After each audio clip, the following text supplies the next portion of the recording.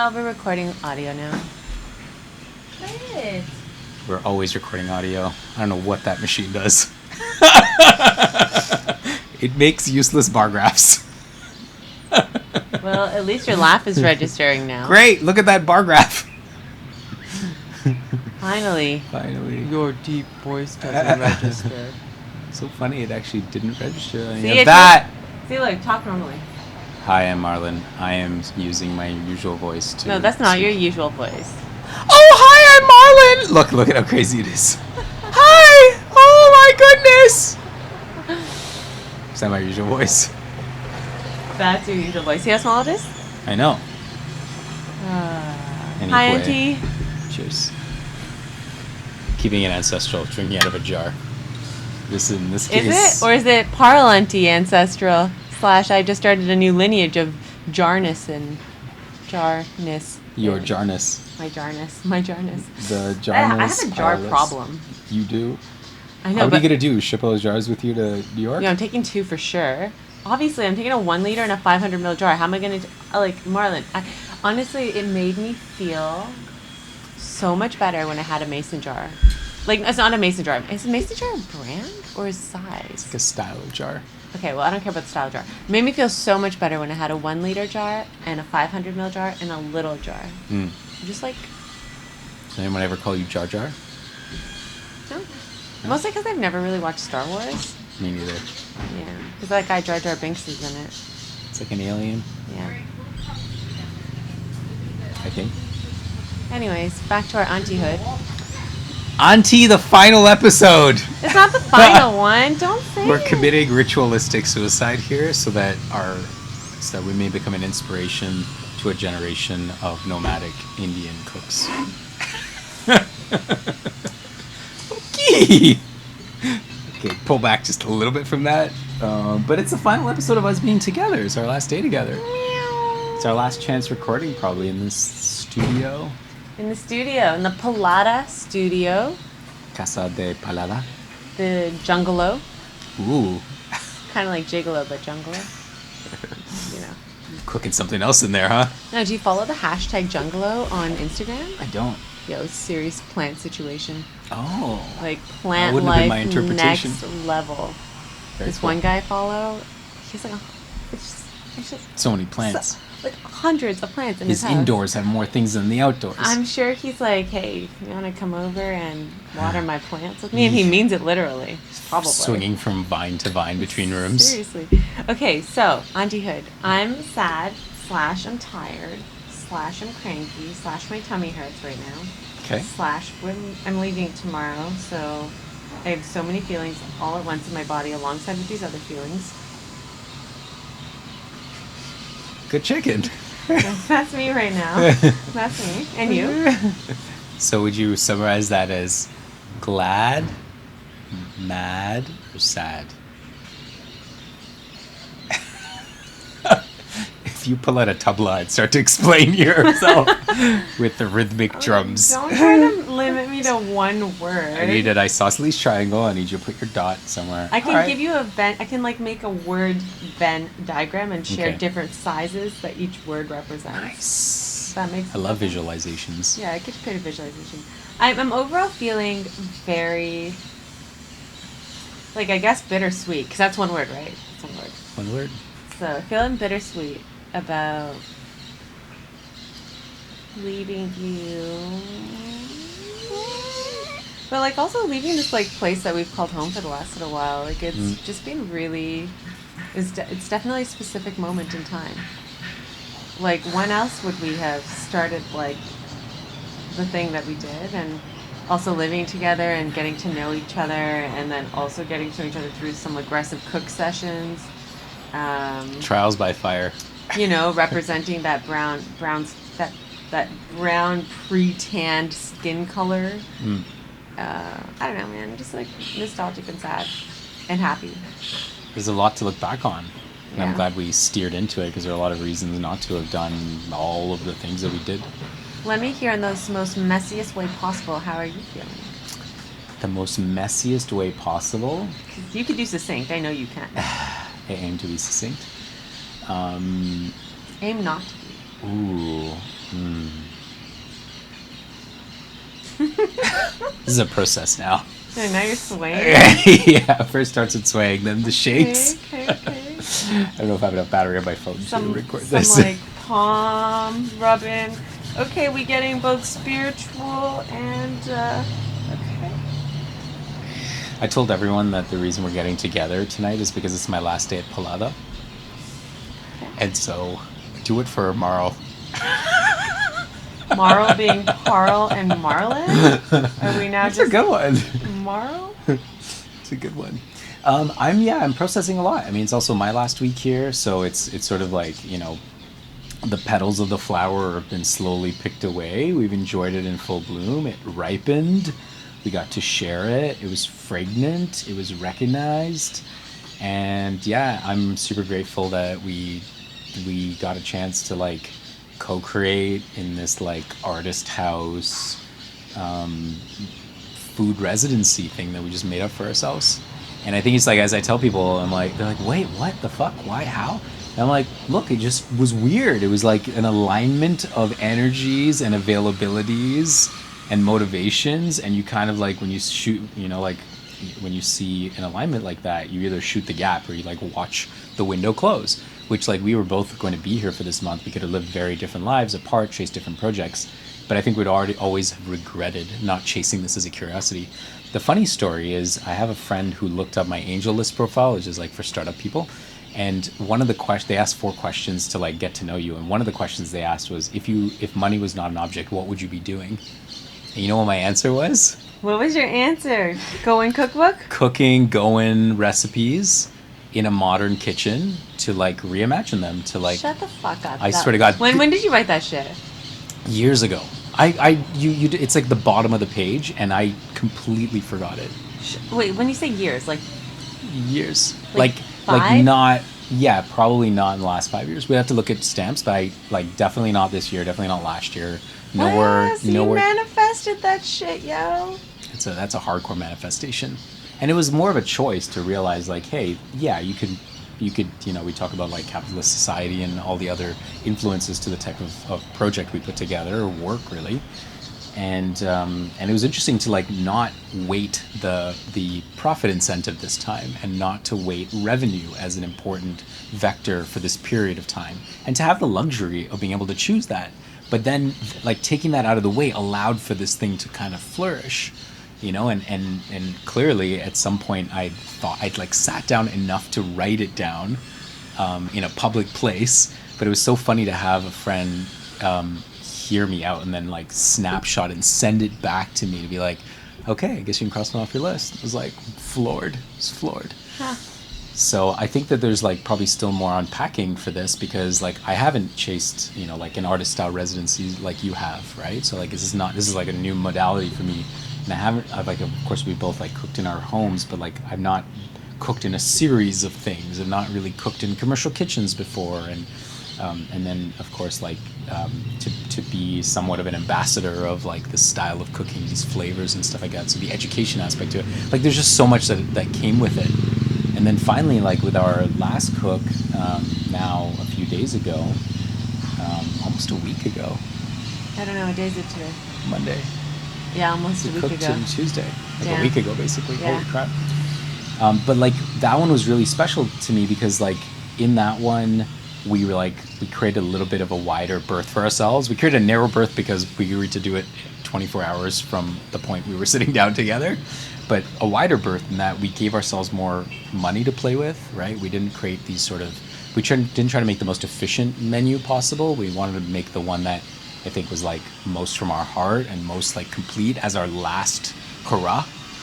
And so like that process of cooking that stuff and being so close to those ingredients and so many people checking in about that was just so like, it just dissolved me back to my childhood cooking near my grandmother's, right? And like being a part of their kitchen, but way down at the end of their line, doing basic things like stirring or checking fire, or, you know, like there's always something to do in the kitchen.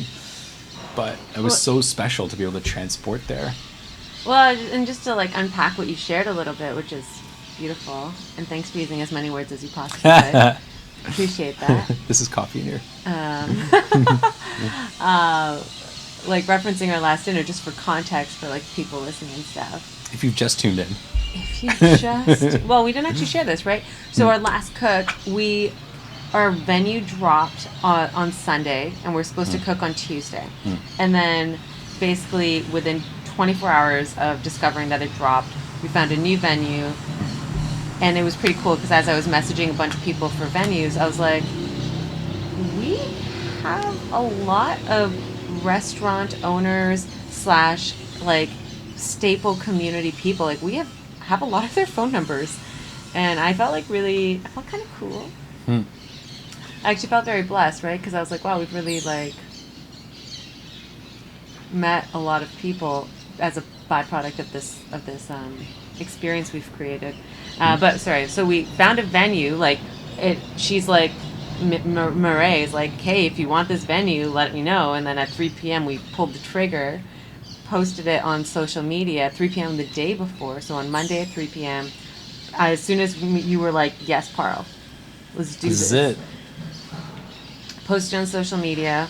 4.5 hours later, all seats were occupied. Waitlist begun by 9 p.m. By the time Mireille responded, I was like, actually, we're totally sold out. This is a sold out dinner pop up now. So yeah, this is sold out, and which is also special because we didn't really tell much of a story. We're like, it's a tasting menu. You may know about us. You may have followed our story a little bit, but this is our last chance to come check out what we're about. Right? Ephemeral, limited edition, and also like maybe relying a little bit on the equity we had built up over the course of the month.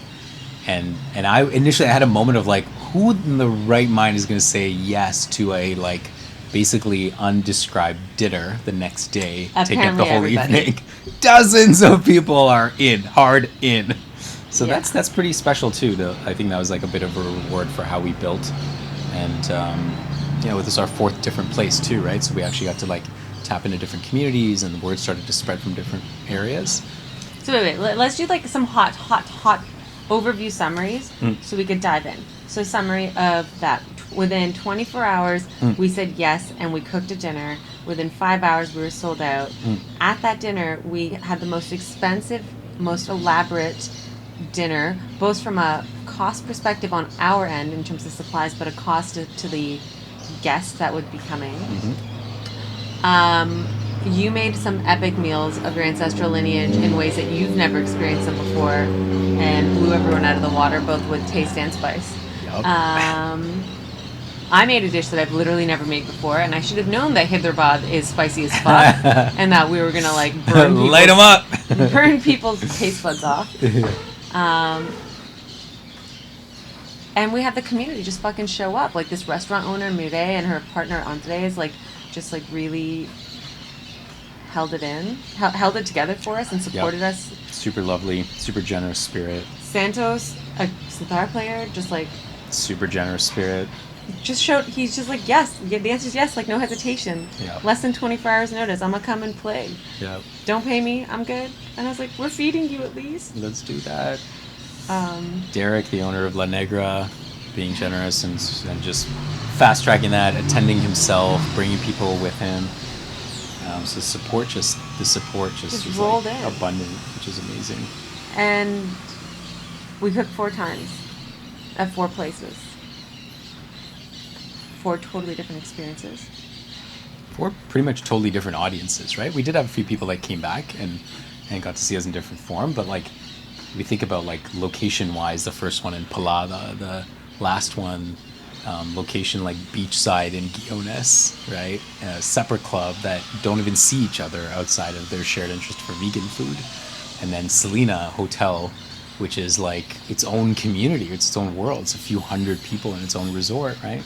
So that was also special to be able to share the food and the experience that broadly, which also gave us an opportunity to try a bunch of stuff, try our hand at making a bunch of stuff. And totally different kitchens. Yeah. Totally different price points, totally different formats of cooking in terms of what we were creating. Yep. And different levels of anxiety in each one of them.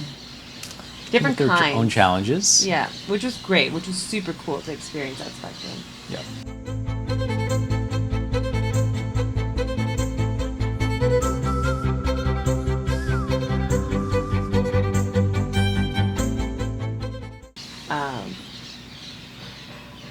It'd be cool to, like, in a future world, and I'll just say this out loud because, you know, the universe will grant you the wishes you declare into it. In a future world, I would love to bring together all of these creators, these like food creators, because so many of them are like, Murray is like a flight attendant for Air Canada, right? She like followed a dream. She's not like she was in the food business for a lifetime either. And bring them together and do a tasting menu for them, right? And sort of inspire people to like make more than chana masala as like representation of this cuisine, because so many of these ingredients are so widely available that it takes some research to pull together the recipes, and then a little bit of ingenuity or resourcefulness to pull some of those spices together. You know, though, like in our experience, I think we really learned why there are certain dishes that are staples in these restaurants because of the fan favorite, like the audience enjoys it, and how easy it is to cook some of this shit. Yeah. It's like low labor intensive. Yeah. And like, I want to say difficult to fuck up, but that's not true because people fuck up everything. Totally. But like, just like low labor. Totally. Unless we're talking about Goan food, which is every petal must be picked individually and blessed with Yeah, I thousands. can't wait for you to open your Goan restaurant. I'll eat there. I'll never help you cook there. We have one dinner sitting per month. It takes us 3 weeks to prepare for it. You know, I realized though in reflection that this is kind of what I do. I kind of create these experiences, and I've done this so many times where I create these little containers and invite community in. Generally, like this isn't like a capital money generating venture, which I think I'm going in two different directions here. But I'm gonna pause there about the money stuff. Come back to that later. But this is kind of what I do. I create these experiences because to me these are ways to design experiences for me that gives me a deep satisfaction, and this is a creative outlet, and it's also like impermanent, and it creates an opportunity to bring community and people together, both the creators and anyone involved in the creation process, but also community folks, and asking them to think about something differently, asking them to engage with themselves and people differently, asking them to engage with each other, and to like feel this moment of like collective embodiment of like an experience while also still having a starkly individual experience at the same time, which to me like really fulfills like the dance of humanity and lends itself to like a structured container to do some really exciting play, and then the impermanence of not having to do this forever is like it's part of like the art experiments that I can't help but do apparently. And just recognizing having a strong container makes the project so much better. And so yeah, like when I was telling people, I was like, I just started to realize like, wow, I think this is a pattern actually, because it felt like such a community engagement experiment, and that's pretty important to me. So at this stage, when you're sort of coming out of one of these projects from your past, what do you do for yourself as you walk out of it and you transition? You know it's ephemeral, so you're also leaving that experience. What do you want for yourself? What do you hope for yourself? And what do you hope you've imparted when people leave? I think like this particular experience, we've done a really good job of capturing content and documenting. Sure, we had like super lofty ideas of like documenting every fucking day and like posting every day, and that didn't happen in necessarily the way that we would have, that we idealized it at the beginning. But the fact that we are sitting and reflecting and having these conversations is to me like, instead of just dropping off of a cliff, to like kind of walk down a gentle slope, to allow the strings to like either tie or unravel into other bits that we both maybe together or maybe separately get to take with us. And I think I'm really excited about like continuing this conversation while you're in another version of quarantine in another country, and when I'm in another when we're in separate countries, 12 hours apart. 12 hours apart, because I think there's so much density here. You're looking at this. There's so much density here, and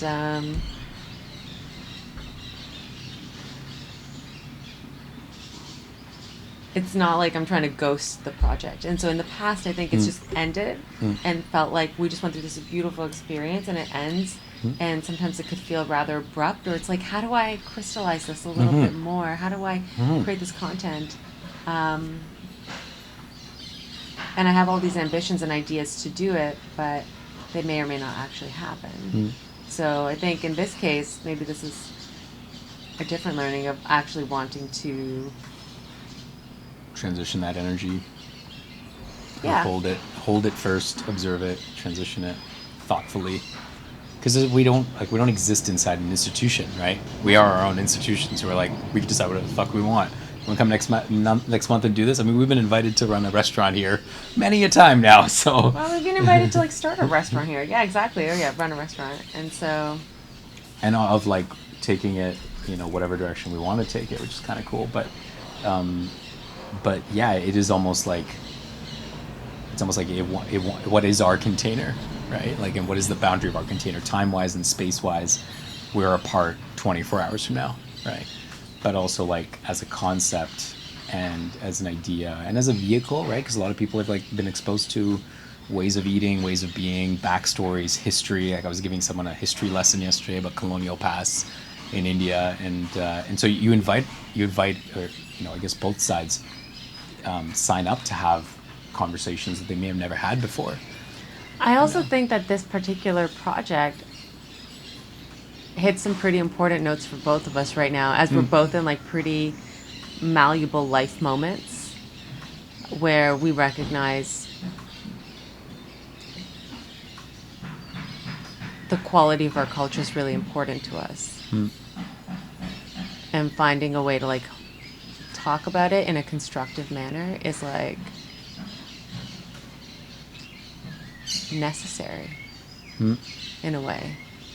Yeah, fuck, like, how else do you share it? How else do you get to see, how else do people know where you come from and like what has informed your experience if you don't share it with them? But how do you share it with them? Like, one of the ways you can share it with them is food, but food is not just food. Food is then every story that brought you to that meal, right? Yeah, and I think it's kind of I love it. I love it as a way to bring people together. And it's like such a terrible business, right? Like, it's just a hard business. Lots of businesses are hard, but like, it's the hardest business or venture that I've, been a part of in that sense, because it's so emotionally opening and taxing. It's so physically taxing from a finance perspective. You have to be really good to make money at it.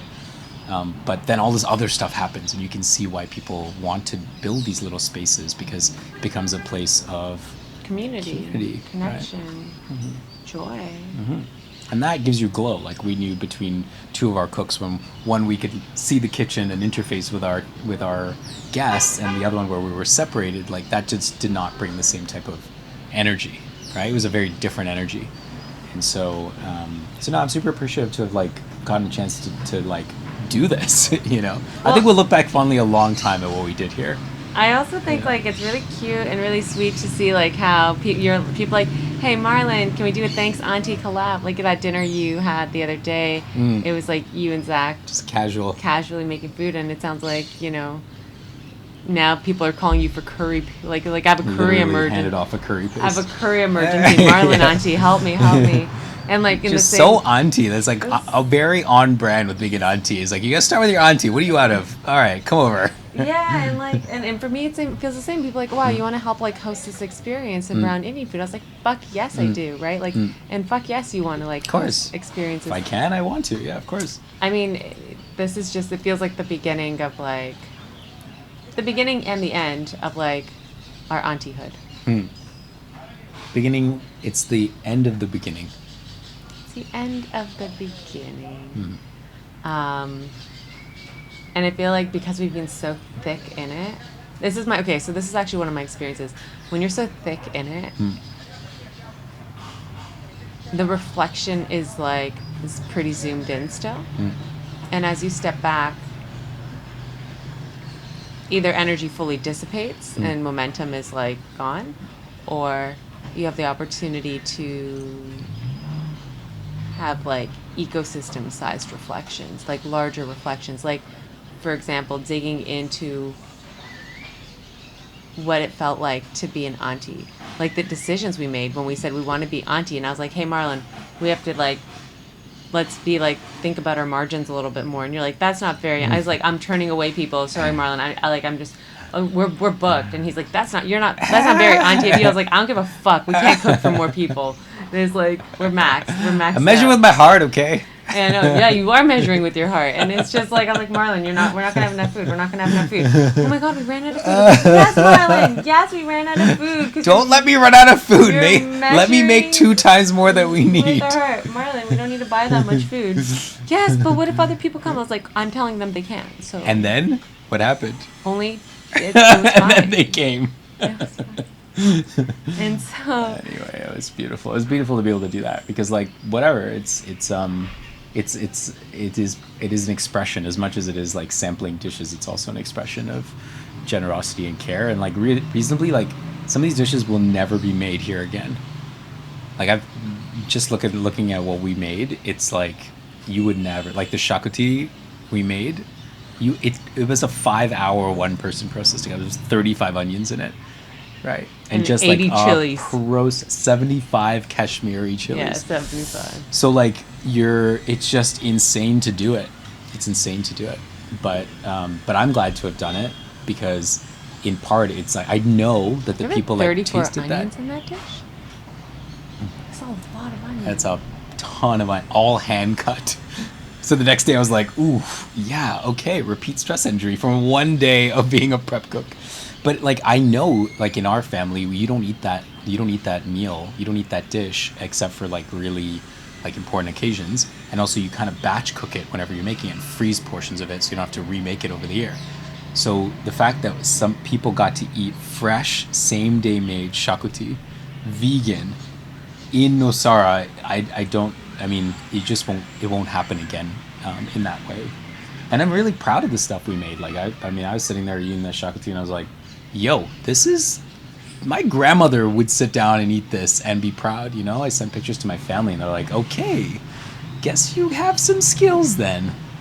So I think for us, and it's a bit let you speak for yourself, but like it gave me a ton of confidence to be able to execute those types of dishes, to be able to cook it in different environments, to cook it at a way bigger scale than I'm used to cooking. Like traditionally when you have a few people over, maybe you have up to 10 people, but when you jump past 10, it's like, yo, my pots aren't even big enough for this. Right? I know. As you're saying this, I'm like, did I accept that WeTransfer of all the photos that were taken?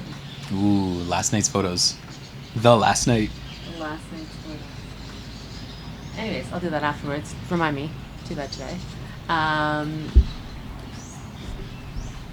Yeah. Like, when would you have, I don't know. I'm just... That's like some bucket list shit to like be able to do that, and it's like the universe opened up the invitation, and the best you can do is like notice the invitation and say yes, like find reasons to say yes. I'm super grateful for that. I'm just overwhelmed by the amount of support we received from like in the creation process. Our friends just like being like, yeah, I'll drive you where you need to go. What do you need? I'll pick it up for you. Or like, you know, the community being like, yeah, we want Indian food. Spread Come, the word. Please feed us. We told every single person we know. Like, walking down the street, and like people like, hey, are you thanks, Auntie? And I was like, follow Auntie home. Auntie has fresh coriander. I'm Auntie.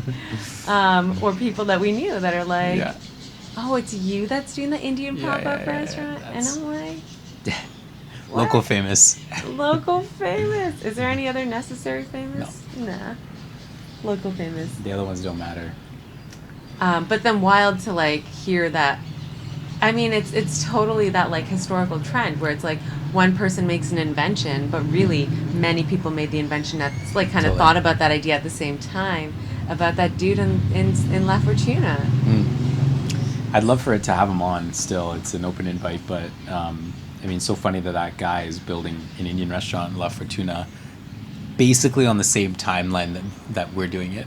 And the same premise and a parallel story, which is wild. And Yeah. I think You know what? If I was just to pause on the food thing, I think that if we had decided to do any other creative endeavor, we probably would have gotten the same support. Like, food was food, but I think it was the fact that we're bringing some true intention to it, that I think we had already built relationships, and we'd already been here for a few months, so people were like, these are reasonable people, right? And that we had done it, we'd committed to ourselves that we were going to give it our all for this month because it was such a finite container itself, that I think if we made it like music nights, or if we had made it something else, I think we would have been supported in the same way. I was having that thought the other day. I think so too. And I think the vehicle of sameness in what you're sharing is we're doing something to share with other people that has a creative spirit to it. That's pretty cool. Yeah. And we fed how many people? I think I had it as like 100 people as of our first 3 cooks. So I would say we fed probably 130-ish people in the end, over 4 cooks. And that's like, I think an official count, I feel pretty good about that number. Somewhere Yeah, like 130, 100. 140-ish, I think so. That seems Yeah. about right. Also, I remember how we said we were going to cook for 500 people.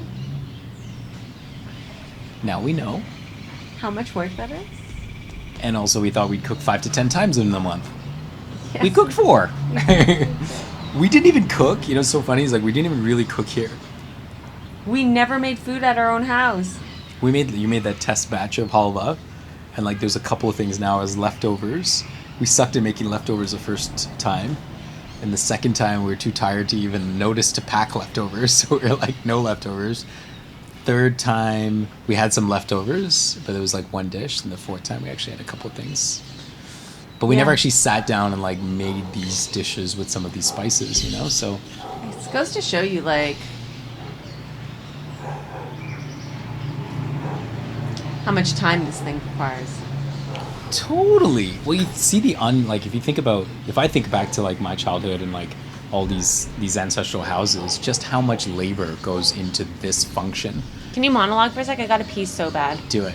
Keep talking. And like for me with the aunties, it was like, you know, auntie wasn't like a specific thing in terms of like an auntie, you know, like episode 1 we talked about like aunties and, you know, how Goans use auntie isn't exactly how other people use auntie. But if I think about aunties, I think about everyone that treated my grandmothers as aunties, and my mom as auntie, and my aunts as auntie. And just the amount of labor that goes into buying this food and considering what everyone likes to eat, the spice levels, coordinating a kitchen, doing the manual labor of it, like to be able to cook a family meal every week, you know, or every day of every week in some households, like just how much labor goes into that is massive and unseen. And so I think pulling it out, I benefited so directly from that, especially in my early years, and truly when my grandmothers were still around. I think it really brought into focus for me how powerful of a gift that was. You know, and we talk about building expertise by doing your 10,000 hours. I think each of my grandmothers probably had 100,000 hours of doing this craft, and we were getting to experience it tens of thousands of hours into their pursuit of this craft. So it brought a lot of empathy, and it really brought me back making shakuti last time and making this green Goan chutney, which is ground coconut based, grated coconut based. For me, was like a transport vehicle all the way back to that. And I think that's also like kind of the power of food, is it's so ephemeral, but it's also so physical and knowable, you know, that to me it was like a time machine. In my case, I hadn't even made some of these recipes by myself, because traditionally you would make this in sort of a team, and at Christmas and holidays in our family, my sisters and my mom take that on and basically relegate my dad and I to the outer fringes of the kitchen, running errands. And so this is my first time like picking a recipe, sourcing everything, cooking it end to end, and then serving it up. And that was, that was a really important moment of connection to my own ancestry, because I've eaten so much of this food, but I never really understood every step of investment and care it took to execute it in that way. And in the end, I was super excited and proud of the final product. And, I had these moments where I was like, man, I wish my grandmother could taste some of this food. Oh my God, I told this to people. So when I brought their plate down, their, what was it called?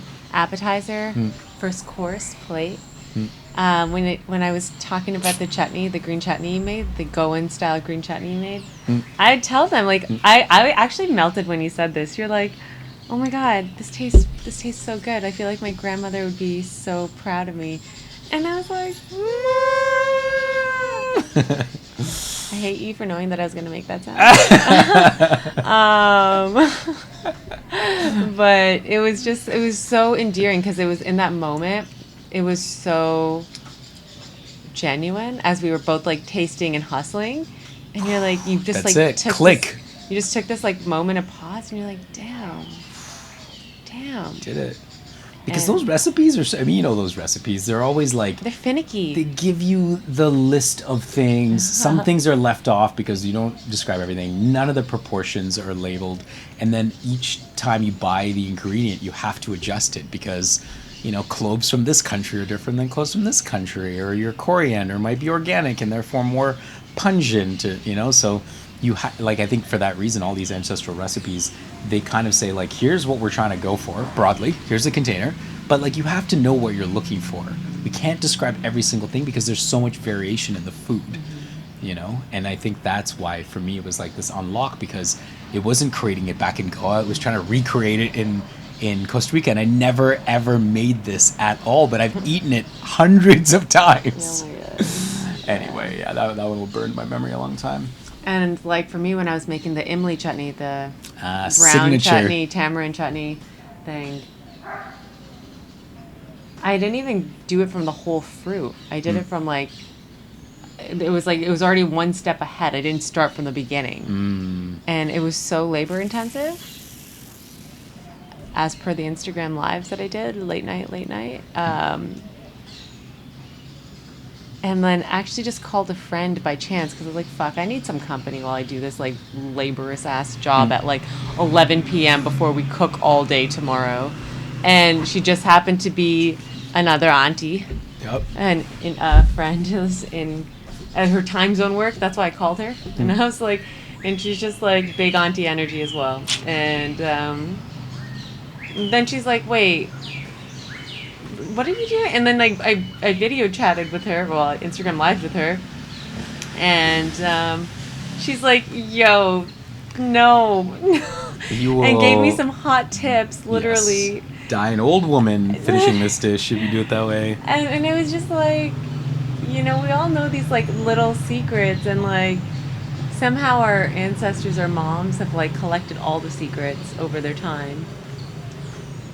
This is the oral traditions, the oral histories. Tradition. And like, where would you have learned it? You had to have been in the kitchen. That's when you're talking about it and in context and you're showing, right? You have to do it, is what I realized. Like, we're asking our moms, and they're like, yeah, like this. And so conceptually, you get it. Yeah. But then when you're doing it, you're like, what the fuck? Right? Like, this doesn't taste right. Oh, I forgot to tell you to put fennel in it. Okay. I was like, okay.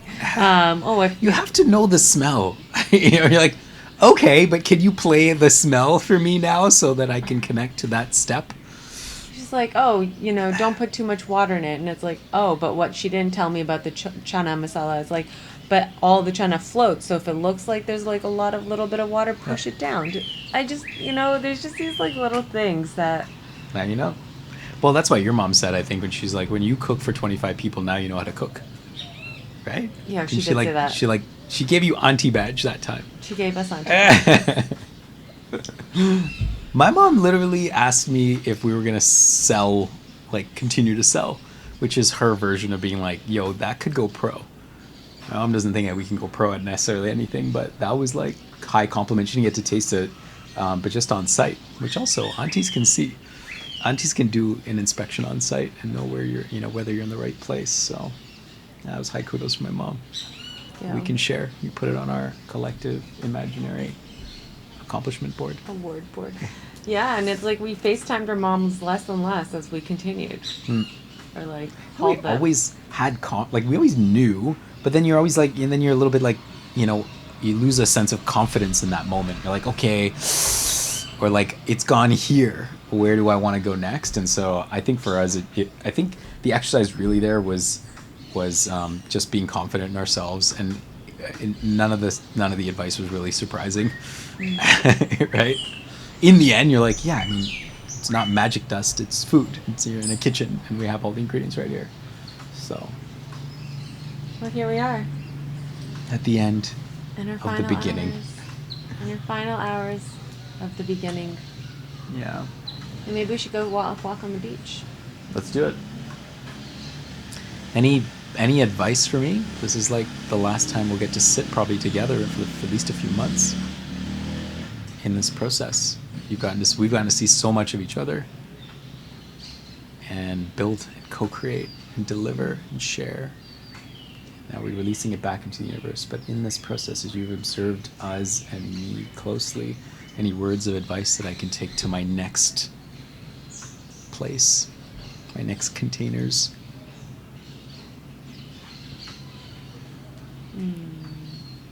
I really enjoy your auntyhood generous spirit, but I would maybe ask you to imagine what generosity actually means. Because being generous to the first few and not generous to the last few, it's like, who do you want to be generous for?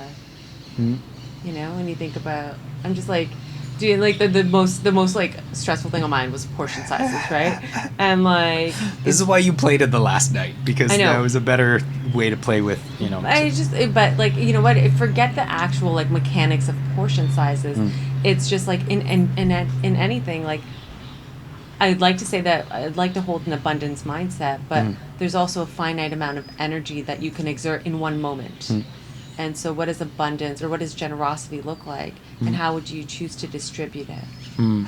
Abundantly to some, generously to many. Maybe some for yourself, maybe some for your what does it look like to fill your community. cup? What does it look like to appreciate yourself? Like, I guess like just, and I'd love your reflections after you've maybe sat with this for a bit, and I'd love to like hear it.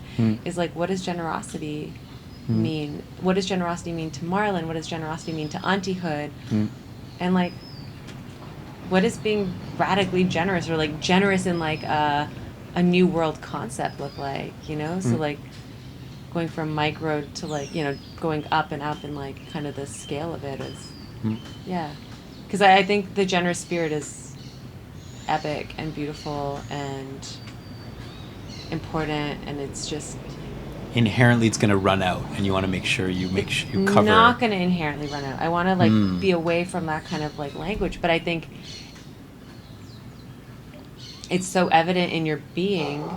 How do you create it so that there's a perpetuity to it, where there's a constant like filling your cup, filling other people's cup, and there's a continuation, a sustainability to it.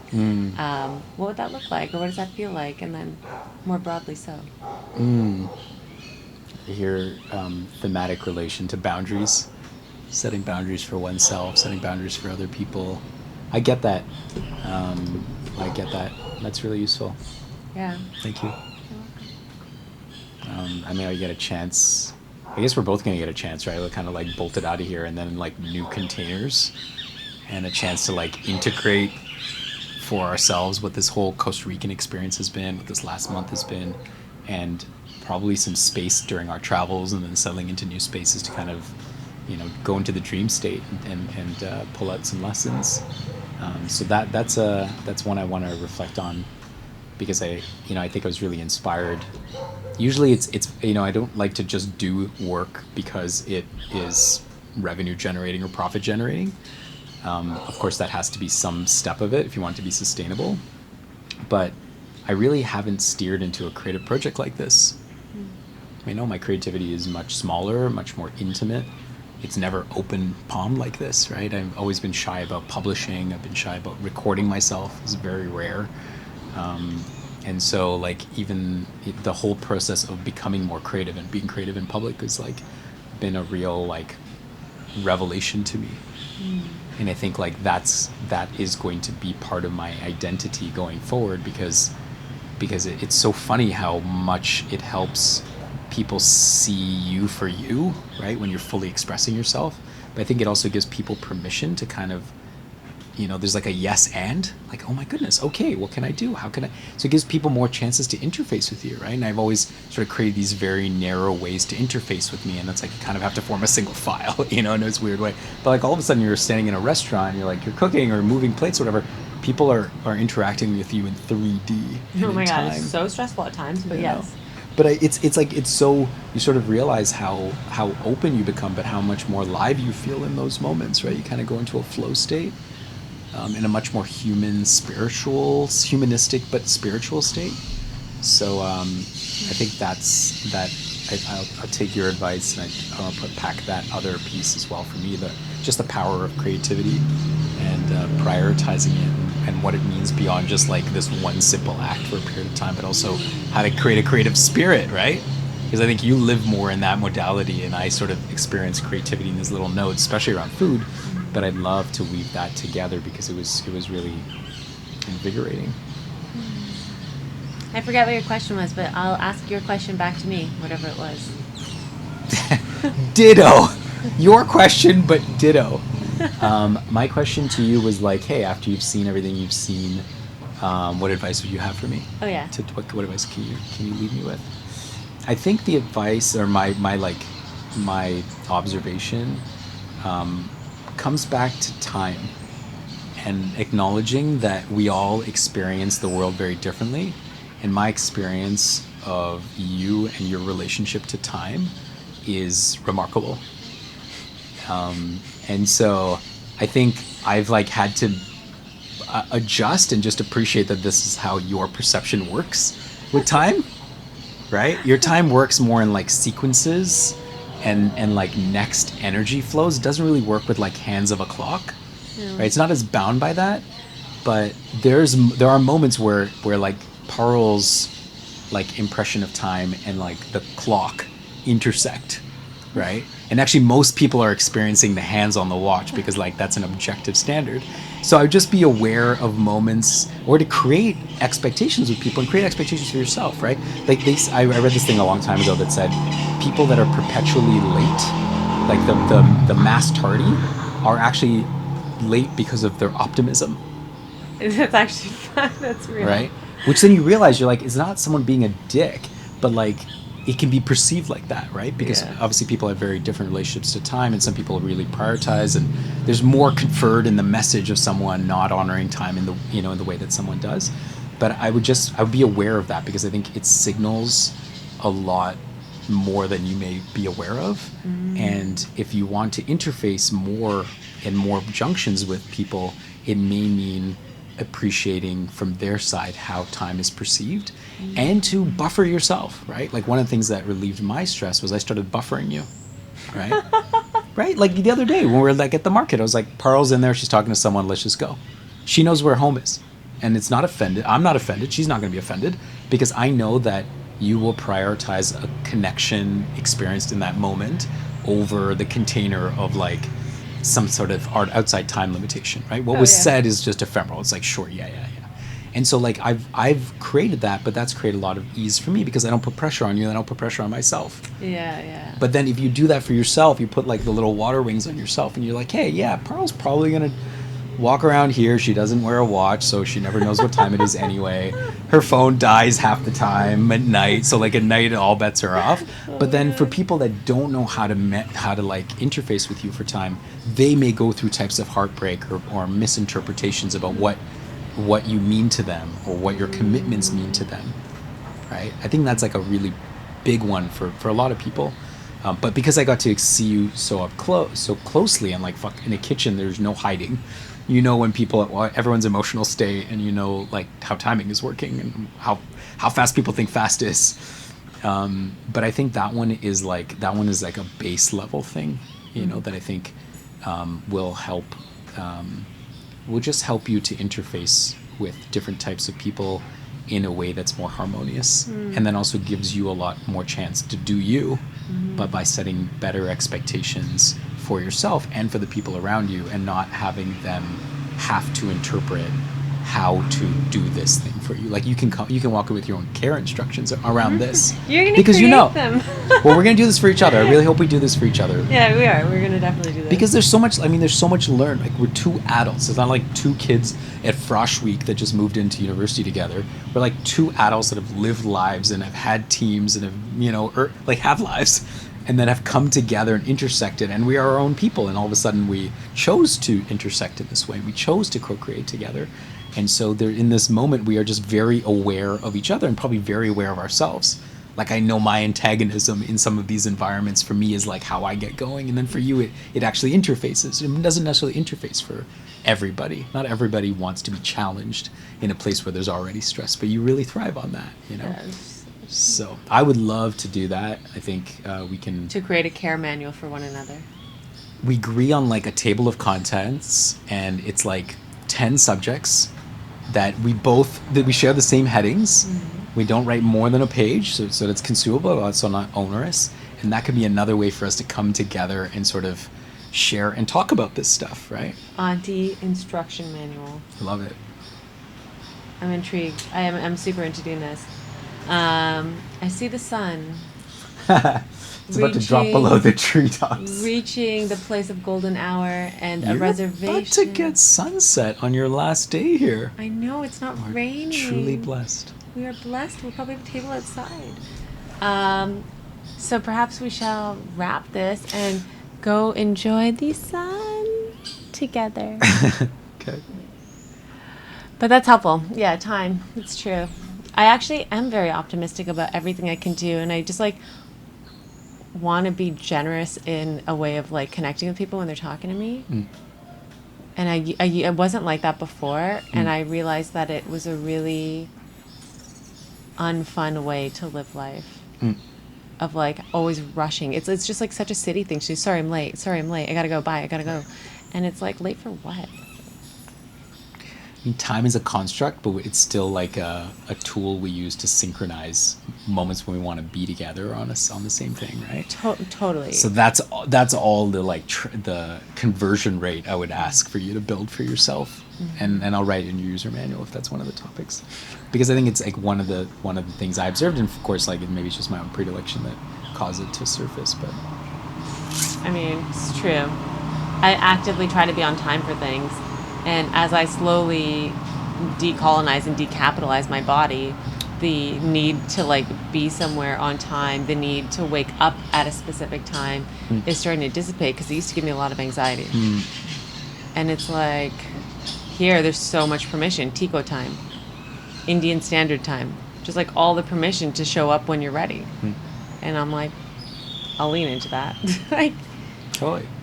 Which is great. Yeah, thanks for that reflection. I'm gonna.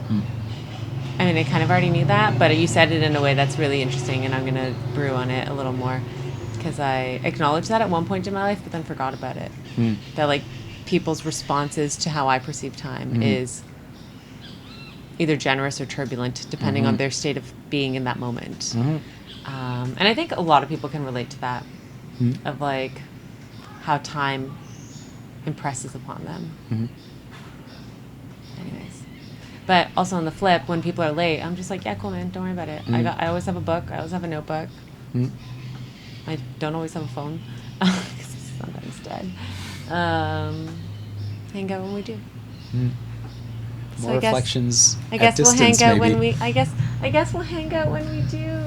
Auntie. Wait, is this Hand the hug. last? Hand hug for Lily. Is this the last high five, Auntie, we gonna have? I'll see you tomorrow. But on camera, maybe. For a few months at least. Yeah. Maybe this year. Maybe see you next year. We'll find each other. Okay, I'm gonna end this recording in a low-key anxiety. Separation anxiety is real. Leading right into dinner. Okay.